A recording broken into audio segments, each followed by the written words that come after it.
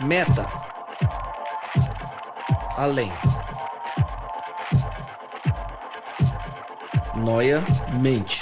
Metanoia. Além da mente. Além do pensamento. Mais longe do que estou. Muito mais do que sou. Novas ideias. Novas convicções. Relevância.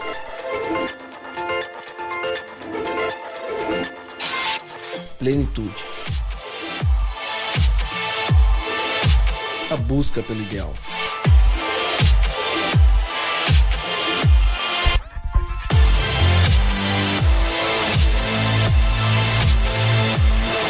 Metanoia. Expanda sua mente. Seja muito bem-vindo, eu diria muitíssimo bem-vindo à 10ª e última parte dessa primeira série sobre o Sermão do Monte.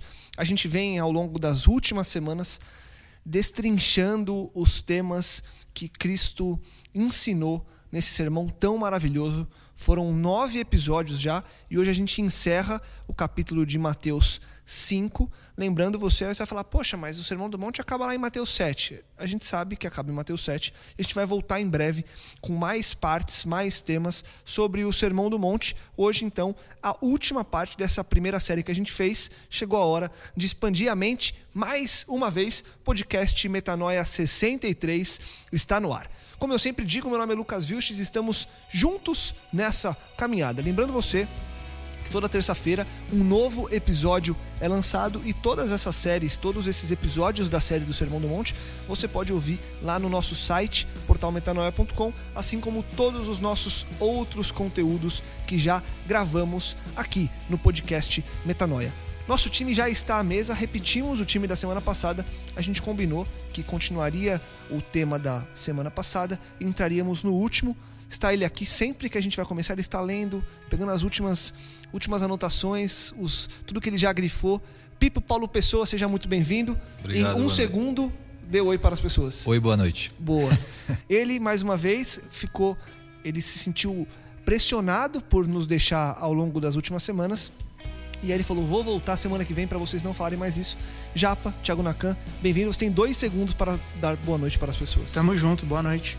Muito bom. E ele, sempre aqui, de novo, lá do outro lado da mesa, Rodrigo Maciel, você tem meio segundo para dar oi. Lula, Lucas. Ele falou em mais de meio segundo, tudo bem, vamos ao tema. A gente começou esse Sermão do Monte lá no episódio 54. Falamos sobre bem-aventuranças, sobre sermos sal e luz.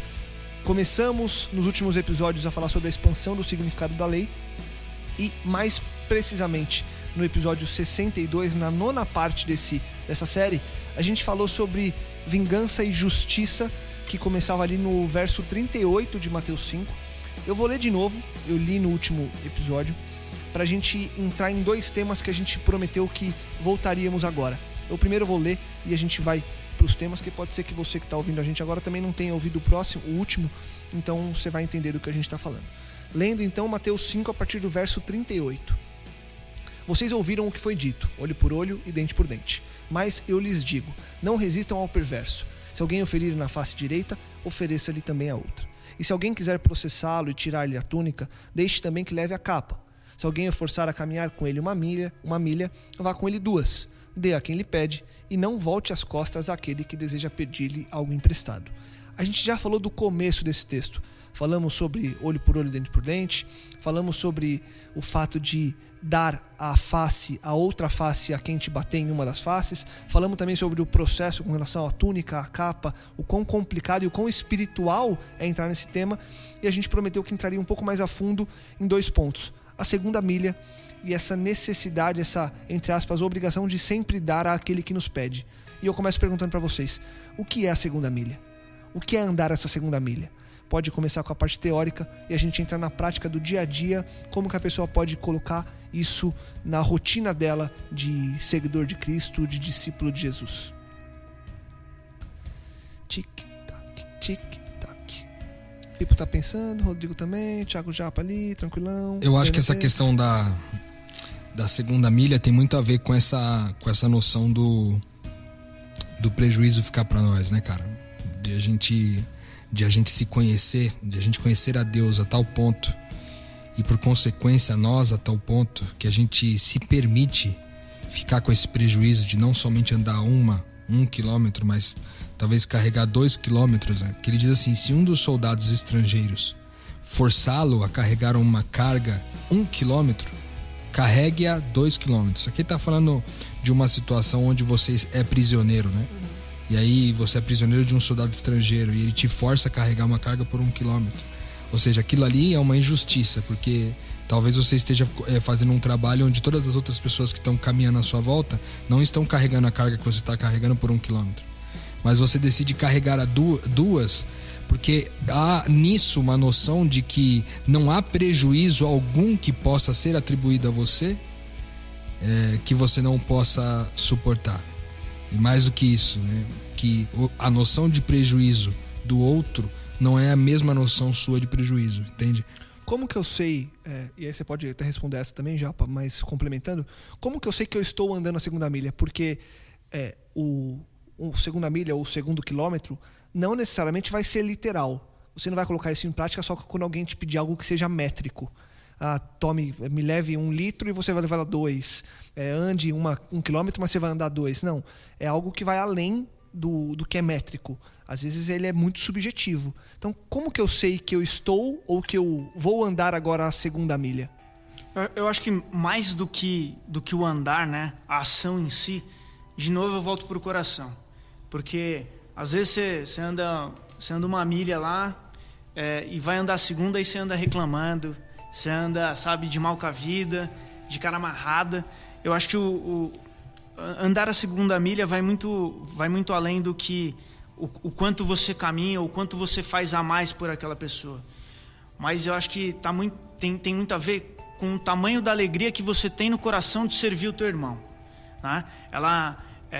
Então, você está lá no teu trabalho, teus colegas de trabalho ali, os caras que andam junto contigo, precisam de uma ajuda, cara, que você faça isso com o coração explodindo de alegria, entendeu? Sabendo que você está fazendo bem para ele e que, de repente, em vez do cara chegar às 10 da noite e não ver nem a filha acordada em casa, ele vai chegar às 8 e vai ter a chance de brincar com ela, porque você foi lá e pegou aquilo que ele tinha que fazer, que era a responsabilidade desse cara, e você pegou ali para dar um apoio. Então, eu acho que tem muito mais a ver com a alegria, com o amor com que você pratica essa ação, do que a própria ação em si. Tá, legal. Eu acho que de maneira bem sucinta eu conseguiria traduzir esse segunda milha quando você supera a justiça humana. Boa. Então, assim, quando você passou da justiça humana, você já está na segunda milha. Quer dizer... Você consegue pensar um exemplo prático? O perdão é a segunda milha, na minha cabeça, bem simples. Então, assim, quando a pessoa, ela meio que, de certa forma, traiu sua confiança em alguma coisa e você dá uma segunda chance para ela, você perdoa, você escolhe sofrer o dano para você, você diz para ela, cara, eu prefiro sofrer esse dano do que te perder. Uhum. É assim que eu vejo como ter andado a segunda milha. Então, assim, quando a gente está falando aqui quais são os limites dessa justiça, do que a gente está falando na verdade, o limite é o amor. Então, quando você supera a justiça e vai para o amor, digamos assim, é que você está andando na segunda milha. Então, mais uma vez, eu repito, para mim esse papo aqui de segunda milha é espiritual também, porque não tem muita lógica, tá? Para mim, assim, eu não tenho como explicar exatamente como que é, porque eu não consigo colocar a segunda milha dentro de um tubo de ensaio aí. É Deus agindo na gente, e a segunda milha aí só acontece quando ele estiver intervindo mesmo. Porque por nós mesmos a gente não mal anda a primeira. A gente só quer o nosso bem, o nosso conforto, e essa segunda milha não vai chegar nunca. Eu acho que esse exemplo que o Paulo deu, que o Pipo deu pra gente sobre o perdão, eu acho que uma boa segunda milha nesse sentido do perdão é que, além de perdoar, você possa servir o outro que você perdoou. Porque você vê Jesus, por exemplo, um dia antes dele ser crucificado, ele não só perdoou e antecipado as falhas dos caras, mas ele serviu os caras a tal ponto de lavar os pés deles. A Bíblia diz que ele tirou sua túnica de lado, vestiu um avental e começou a lavar o pé de todo mundo. E ele sabia que aqueles mesmos caras iam traí-lo no dia seguinte. Iriam virar as costas para ele, de alguma forma. Ou iriam negá-lo, ou iriam traí-lo. Mas ele vai lá, concede um perdão antecipado das falhas que eles ainda iam cometer. E a evidência de que esse perdão aconteceu de maneira genuína se traduz no serviço. Então, essa é uma justiça excedida, né? Não somente se limita ao perdão, mas ela estende ao ponto de agora eu posso servir aquele a quem eu perdoei como um gesto de evidência de que aquele perdão realmente foi genuíno e não foi somente um perdão de boca, de palavras, mas também de ação. Legal. E aí na sequência do texto vem dizendo que todo aquele que lhe pedir você deve dar, e orienta que você não vire as costas àquele que quer pedir-lhe algo emprestado. O que é isso na prática? Porque a gente conversa bastante, a gente vive muitas coisas, e talvez, pelo menos pra mim, a primeira coisa que veio à mente foi o cara do farol que vem te pedir, e às vezes você tá lá com dinheiro no carro e você fala, não dou. Ou conheço pessoas que dão sempre, ou também conheço pessoas que não querem pedir, não querem emprestar porque tem medo do possível prejuízo. Pô, empresta, sei lá, seu videogame. Hoje em dia, para meninos entre os 20 e 30 anos, o videogame tem um valor. E a pessoa às vezes, não, mas aí eu vou te emprestar, vai que quebra. Celular, não, seu computador não. O carro. Câmera, o carro.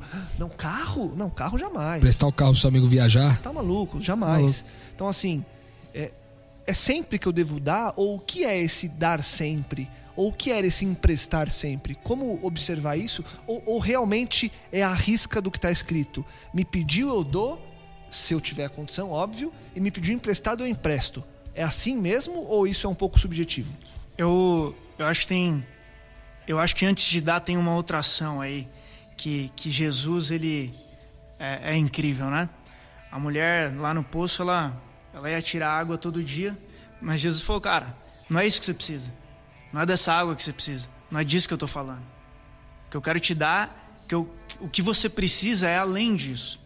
Então, a gente estava conversando aqui, batendo um papo, e há um tempo atrás a gente aprendeu aí num curso que a gente estava fazendo, que é o seguinte: quando alguma pessoa que você sabe que é um usuário de droga, ele vai lá e te pede alguma coisa, um pacote de bolacha, um pacote de fralda, no final das contas a gente descobriu lá que isso aí, dar um pacote fechado de fralda, um pacote fechado de bolacha, é algo ruim para essa pessoa. Porque no final das contas, ela vai pegar aquele pacote de bolacha que uma vez está fechado e vai trocar por droga. Então é um dinheiro que o que vai acontecer? Vai prejudicar ainda mais a situação do cara. Então, eu acho que o grande ponto está no seguinte: no Espírito Santo trabalhar dentro do nosso coração para dar tamanha sensibilidade para enxergar qual é a real necessidade do cara. A real necessidade do cara não é o pacote de bolacha, é ser livre desse vício que atormenta a vida dele. E como é que você pode dar algo que resolva efetivamente o problema, a causa raiz da vida desse cara?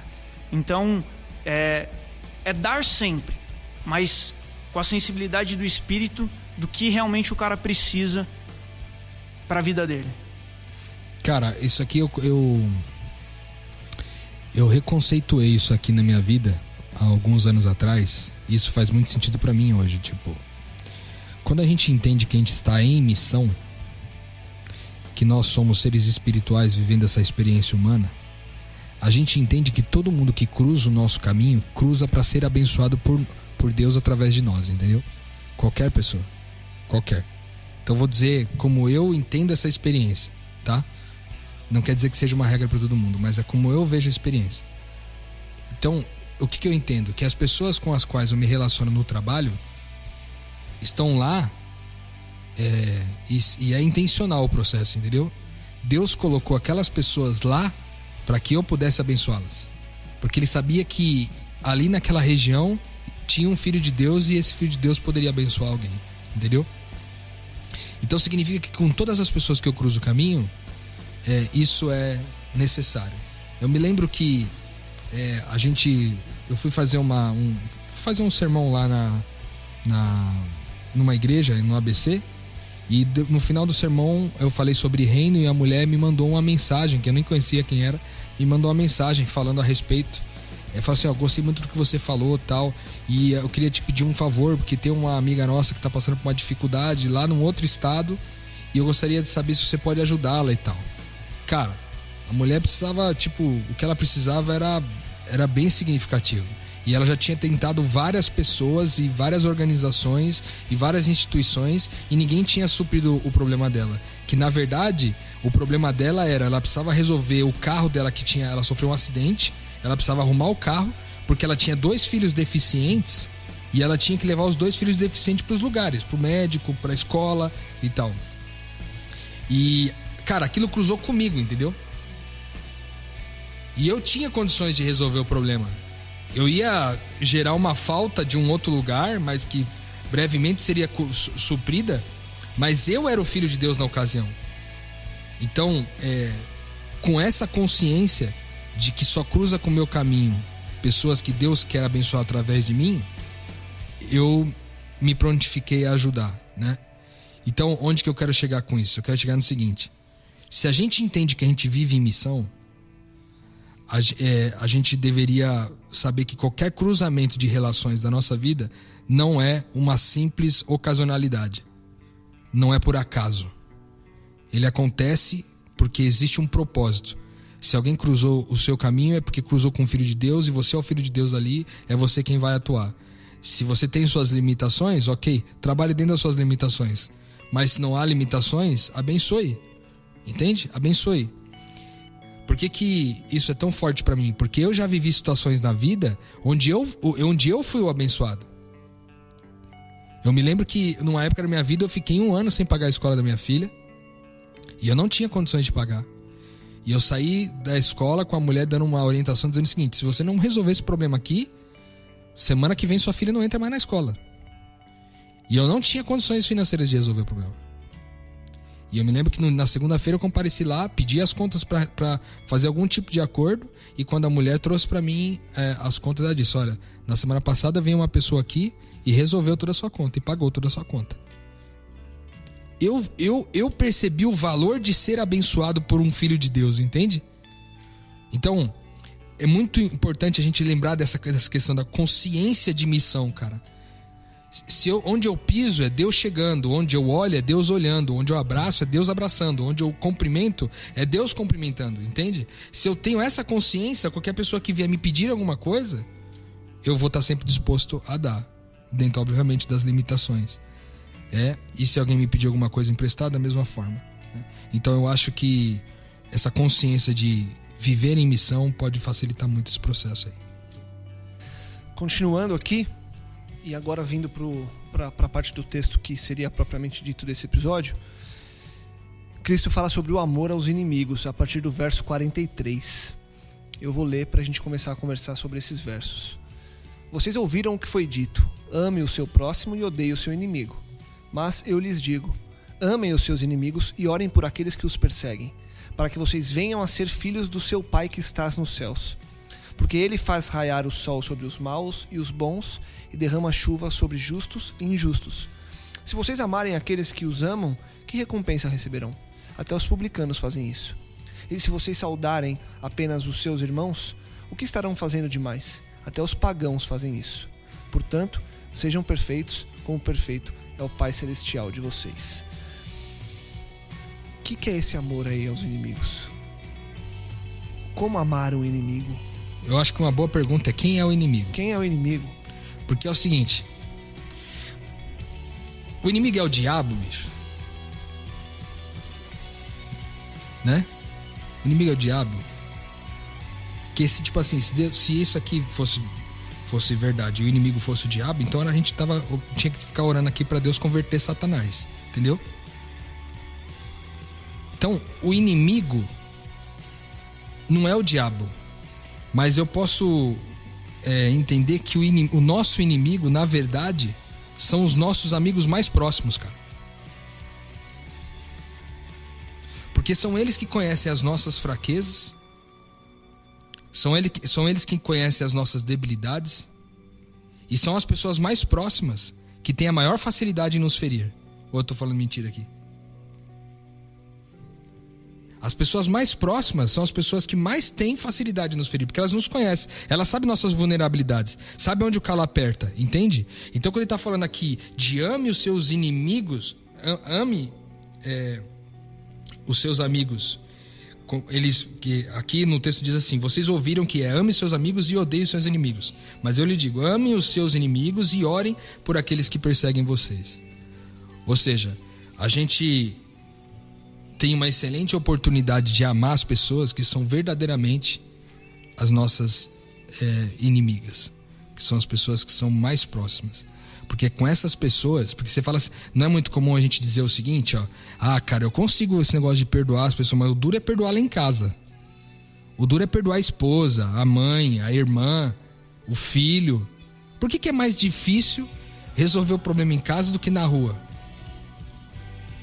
Entendeu? O que é mais difícil ser Jesus em casa? Por que é mais difícil ser Jesus em casa, entende? Porque é ali onde nós estamos rodeados dos nossos inimigos, entende? Não inimigos do ponto de vista assim, é aquele que constantemente está querendo te ferir, não, mas é porque é aquele que conhece todas as suas debilidades, meu. É aquele que tem a maior capacidade realmente de te magoar, de te ferir, né? De te botar pra baixo, entendeu? Mas até ele, teoricamente, fazer isso, ele não é seu inimigo.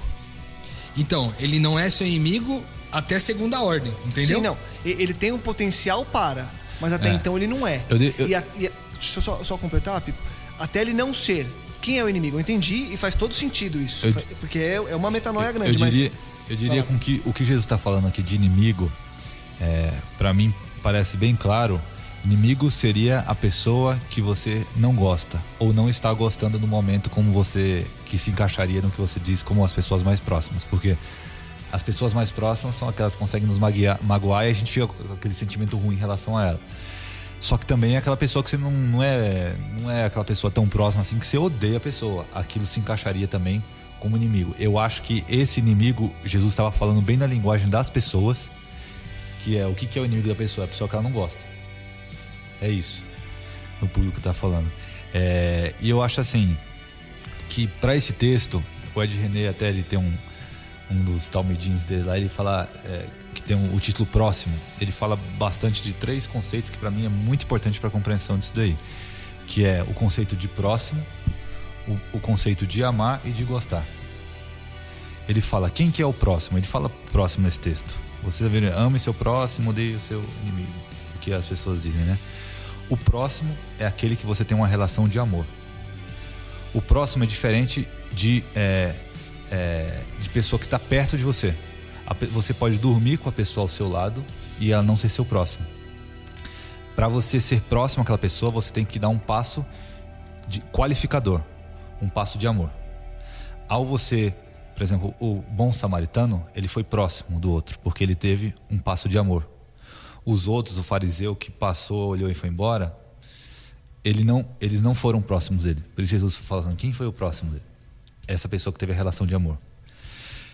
E amar de maneira sucinta é querer o bem. E gostar é querer estar perto. Então, Jesus, ele não propõe a gente gostar dos inimigos, ele fala pra gente amar. A gente, com o nosso coração aqui, de ser humano aí, é difícil a gente querer todo mundo estar perto. Até o próprio o Ed René, ele nessa meditação dele, ele fala assim, Jesus mesmo não gostava de todo mundo. Ele não gostava dos fariseus. Ele não gostava dos hipócritas. Não eram pessoas que ele tinha vontade. É difícil, ele fala até assim, é difícil você pensar Jesus querendo dividir uma pizza com esses caras. Assim, vamos sair para comer uma pizza?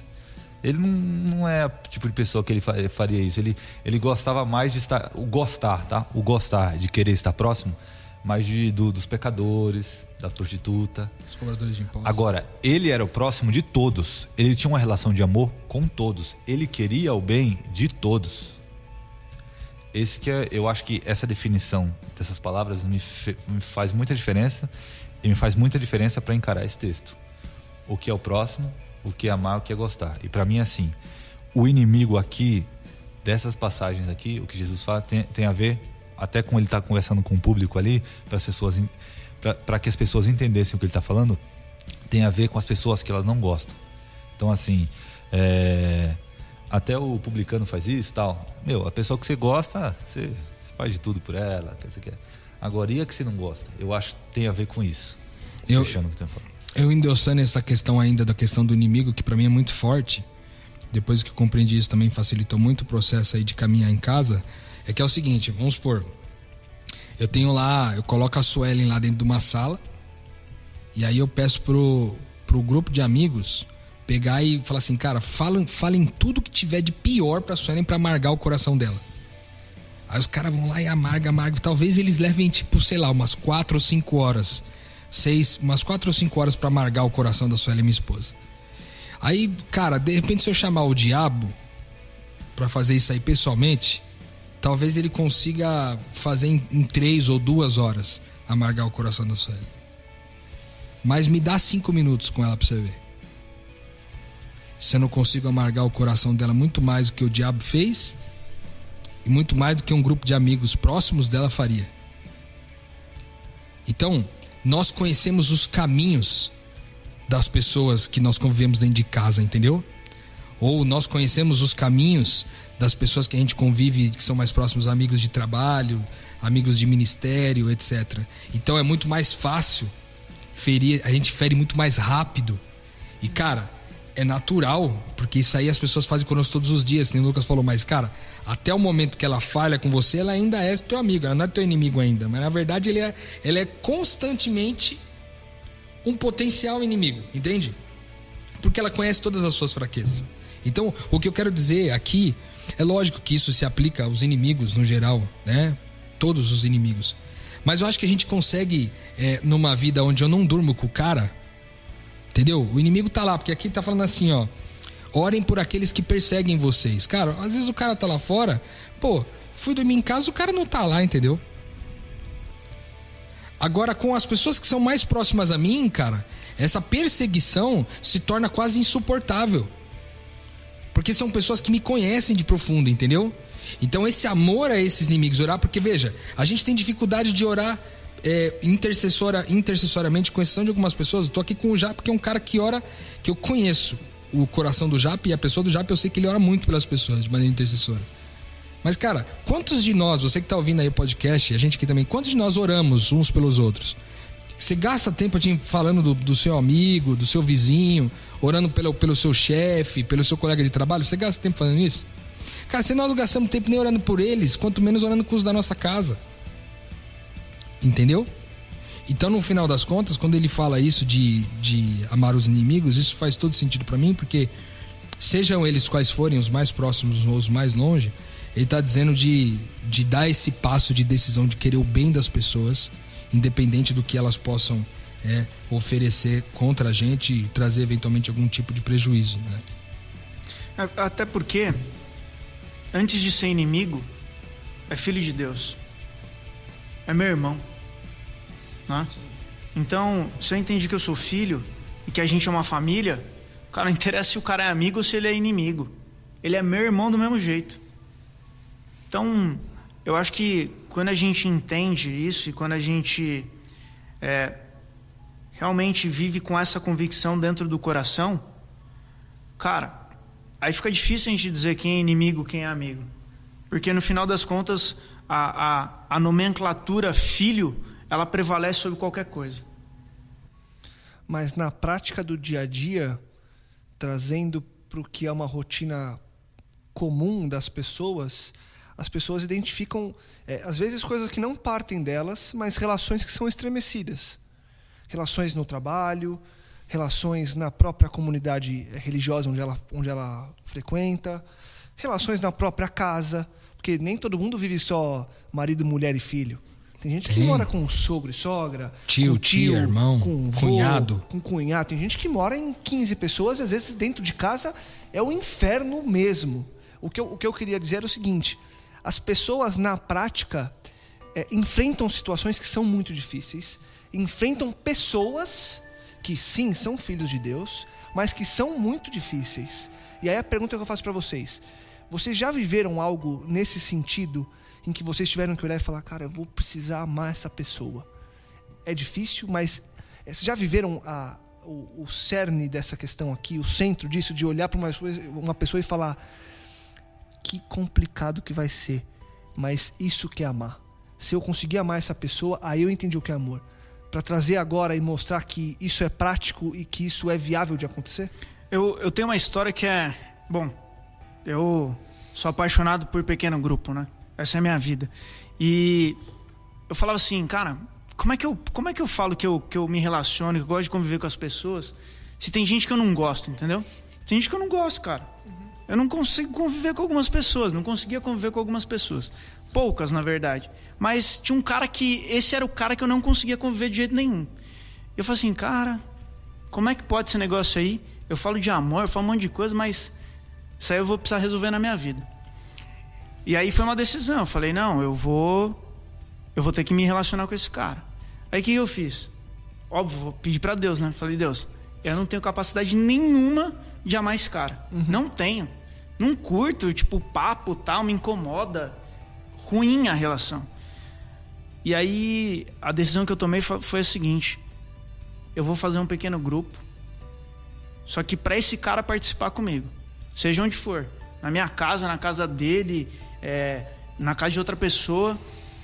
Cara, eu tenho que dar chance de Deus trabalhar no meu coração para que esse cara, que eu gosto desse cara, que eu quero o bem desse cara, que eu não queria estar perto dele.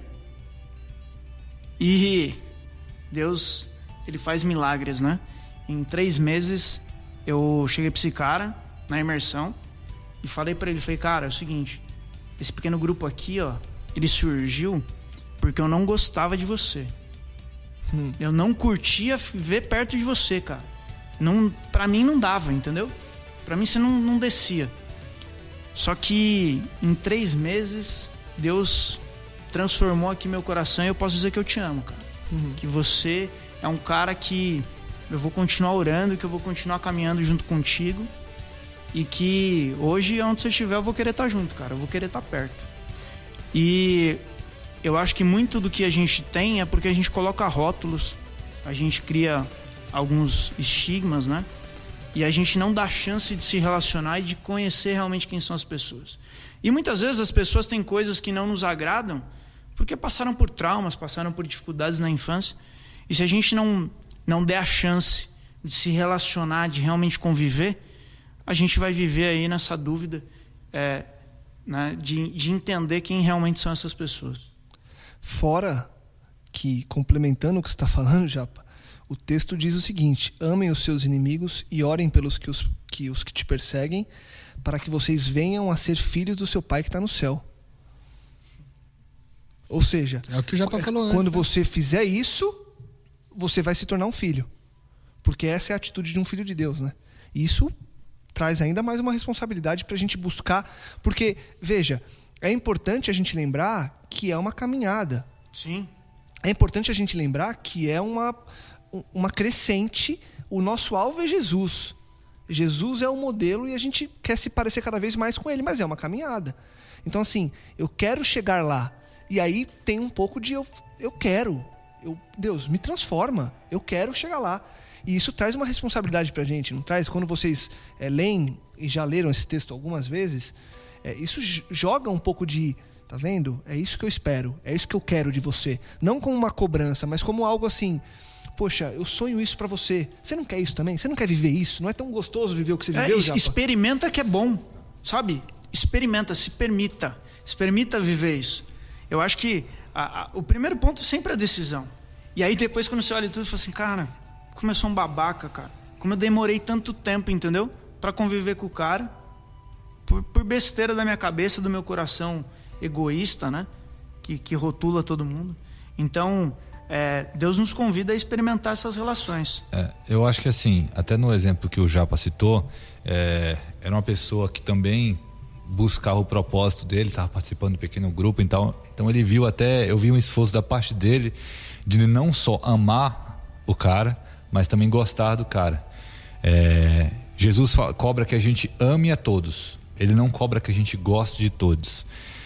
Pensando até no cenário que o Japa falou, é algo possível, assim, eu achei legal. Ele fala assim, cara, eu queria ter um sentimento diferente também desse cara, eu queria gostar mais desse cara. Esse cara também, ele também é filho de Deus, enfim, eu queria ter um sentimento diferente, não só uma relação de serviço, que é o amor com ele, mas também esse gostar, uma luta dele eu achei bem interessante.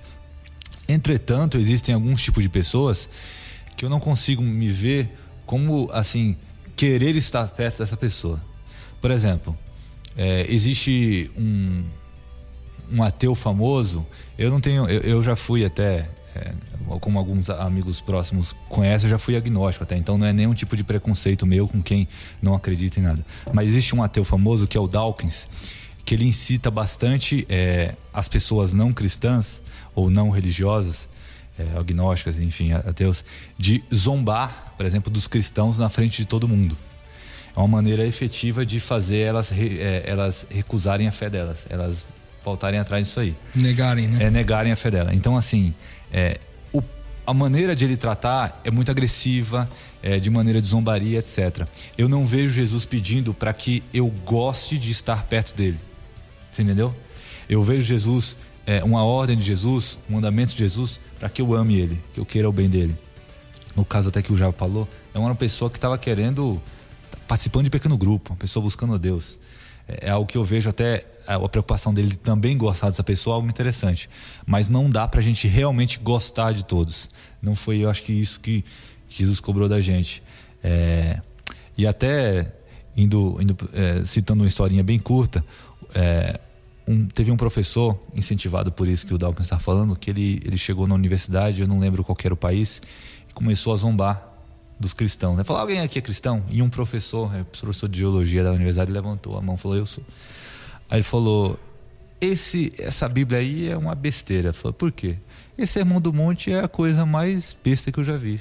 Não tem como seguir ele. Aí ele falou, por que não? Vem cá.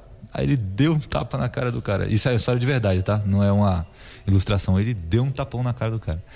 E aí o professor virou outra cara. Ele levou na literalidade, né?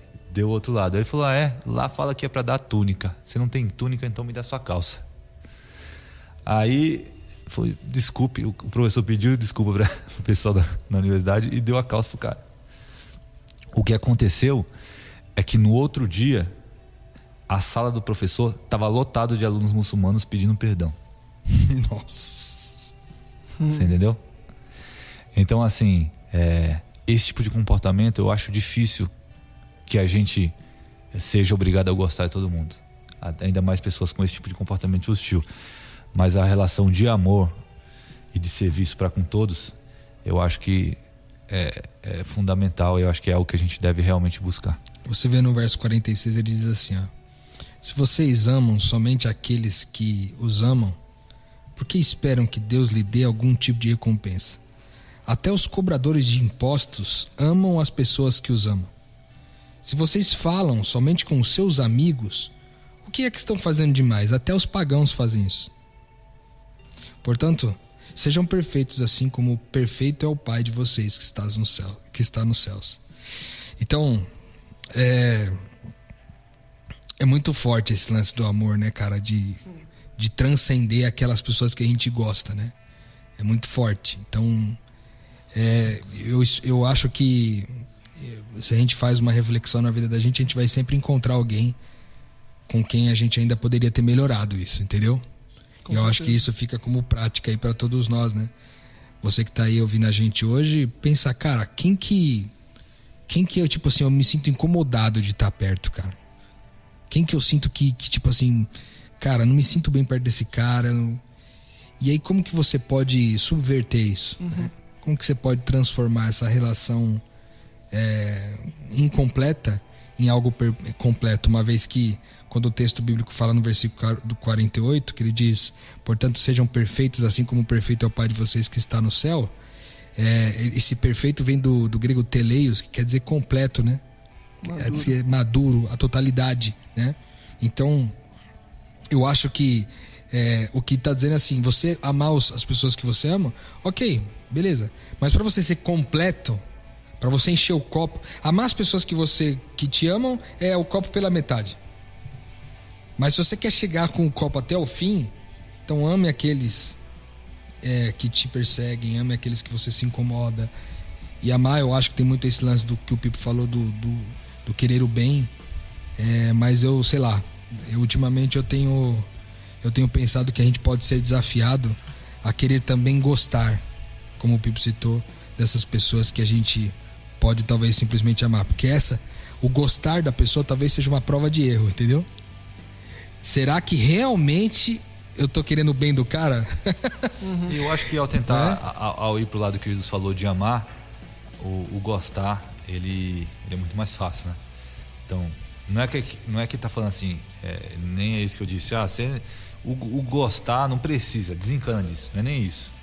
Cara, se você começa a orar pela pessoa, você vê a pessoa, tal, a própria pessoa vai mudar de postura com você, a pessoa mudar de postura com você, você vai se sentir melhor, é um negócio que caminha junto, entendeu?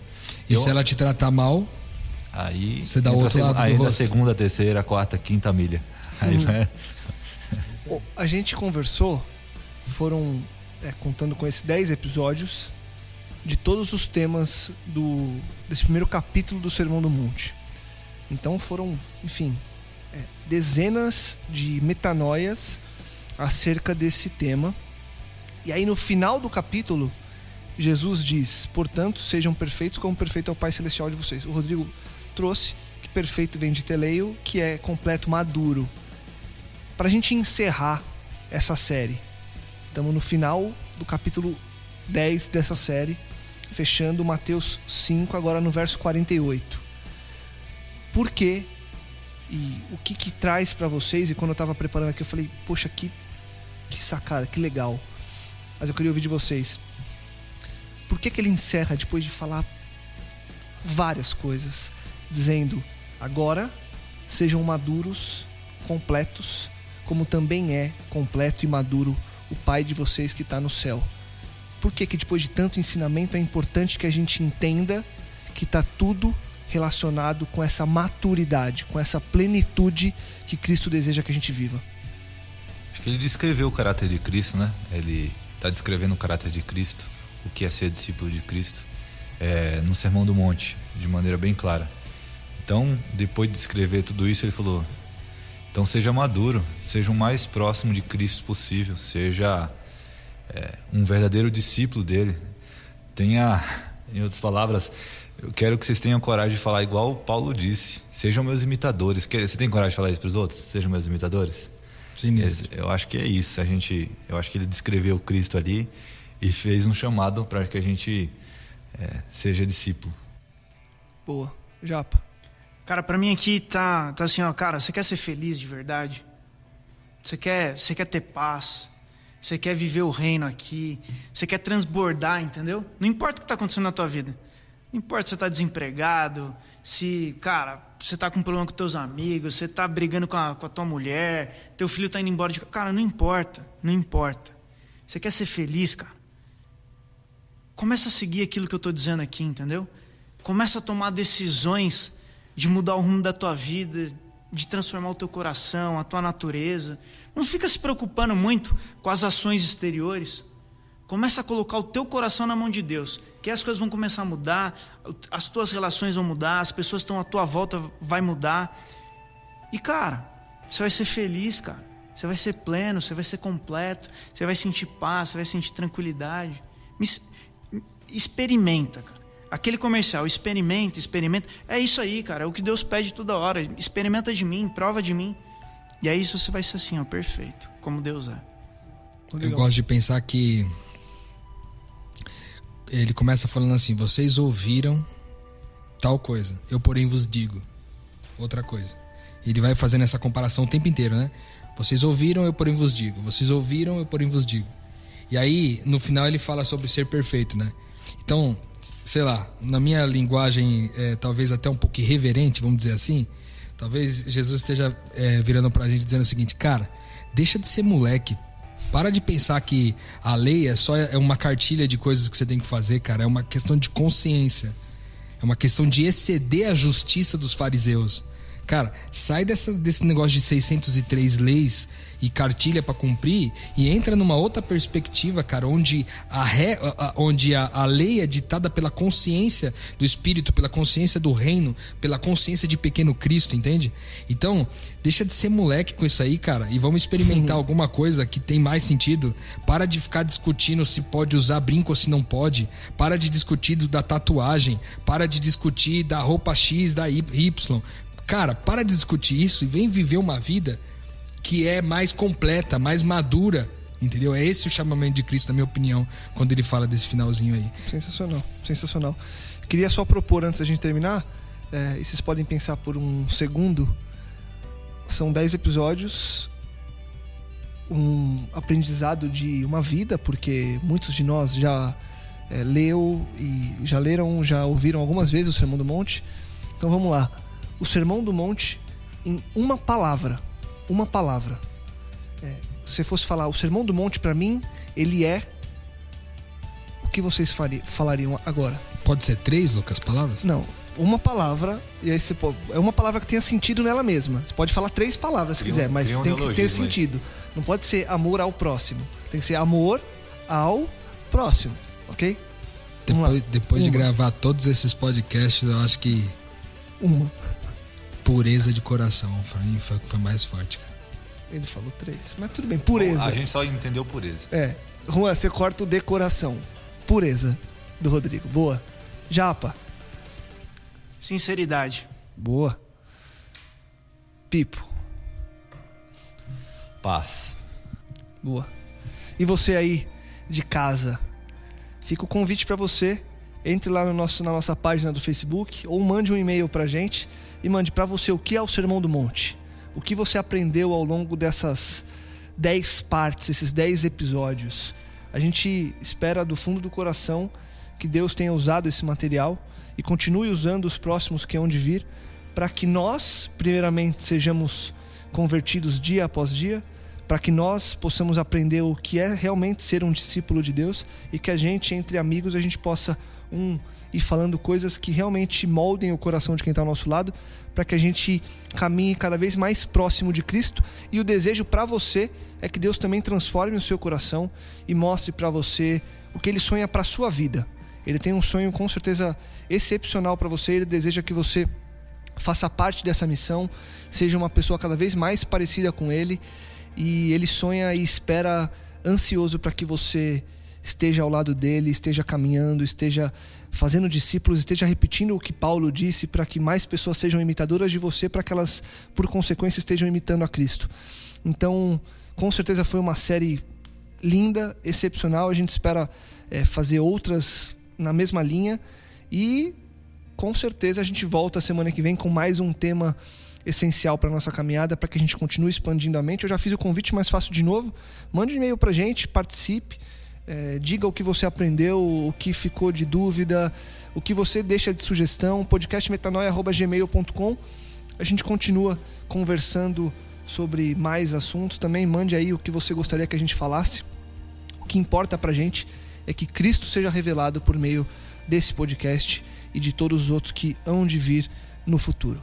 Deixo aquele convite de todo fim de episódio. Compartilhe, divulgue e ajude que mais pessoas também possam expandir a mente. A gente volta no próximo episódio com muito mais metanoia. Metanoia, expanda a sua mente.